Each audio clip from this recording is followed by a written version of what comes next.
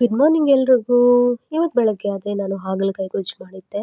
So ನೈಟ್‌ಗೂ ಅದೇ ಇತ್ತು. ಯಾಕೆ ಮಾಡೋದು ಅಂತ ಬರೀ ರೈಸ್ ಮಾತ್ರ ಇಟ್ಬಿಟ್ಟಿದ್ದೆ. ಸ್ವಲ್ಪ ಕೆಲಸ ಇತ್ತು ಮಾಡ್ಕೊತಾ ಇದ್ದೆ.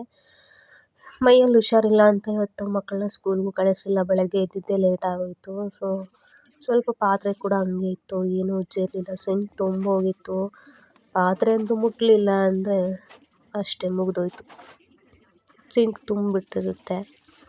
ಇನ್ನು ನಮ್ಮ ಕೆಲಸ ನಾವೇ ಮಾಡ್ಕೋಬೇಕು ಅಲ್ವಾ, ಸಿಂಗಲ್ಲಾಗಿರೋರೆಲ್ಲ. ರೈಸು ಇಟ್ಬಿಟ್ಟಿದ್ದೆ, ಅದು ಆಗ್ತಾಯಿತ್ತು. ಬೆಳಗ್ಗೆ ಇನ್ನೊಂದು ಇದಕ್ಕಿನ ಬೇಳೆ ಸಾಂಬಾರು ಕೂಡ ಸ್ವಲ್ಪ ಮಾಡಿದ್ದೆ. ಸೊ ನೈಟ್ಗೆ ಅದನ್ನೇ ಹಾಕ್ಕೊಂಡು ಸ್ವಲ್ಪ ತಿಂದ್ಬಿಟ್ವಿ. ಸ್ವಲ್ಪ ಕೆಲಸನ ನೈಟೇ ಮುಗಿಸ್ಬಿಟ್ಟು ಮಲಗಿಬಿಟ್ರೆ ಬೆಳಗ್ಗೆಗೆ ಸ್ವಲ್ಪ ಕೆಲಸ ಕಮ್ಮಿ ಆಗುತ್ತಲ್ವ. ಒಂದು ಸ್ವಲ್ಪ ಲೇಟಾಗಿದ್ರೂ ಮತ್ತು ನಮ್ಮ ಕೆಲಸ ನಾವು ಮಾಡ್ಕೋಬೋದು. ಇನ್ನೊಂದು ಚಳಿಗಾಲ ಸ್ವಲ್ಪ ಬೇಗ ಎದ್ದೇಳೋಕ್ಕೂ ಕಷ್ಟ ಅನಿಸುತ್ತೆ, ಆಗಲ್ಲ. ತುಂಬ ಅಂದರೆ ತುಂಬ ಚಳಿ ಅಲ್ವಾ. ಸೊ ನೀವೆಲ್ಲ ಏನು ಮಾಡ್ಕೊಂಡಿದ್ರಿ? ಸ್ವಲ್ಪ ಹಾಕ್ಕೊಂಡಿದ್ದೆ, ಬಿಸಿ ಬಿಸಿಯಾಗಿ ತಿಂದ್ಬಿಟ್ಟು ಸೂಪರಾಗಿತ್ತು. ಟೇಸ್ಟ್ ಅಂತೂ ಸಖತ್ತಾಗಿತ್ತು. ಸೊ ಇವತ್ತಿಗಿಷ್ಟೇ. ಬಾಯ್, ಗುಡ್ ನೈಟ್. ಲೈಕ್ ಮಾಡಿ, ಶೇರ್ ಮಾಡಿ, ಸಬ್ಸ್ಕ್ರೈಬ್ ಮಾಡಿ. ನೆಕ್ಸ್ಟ್ ವಿಡಿಯೋಲಿ ಸಿಗುವ.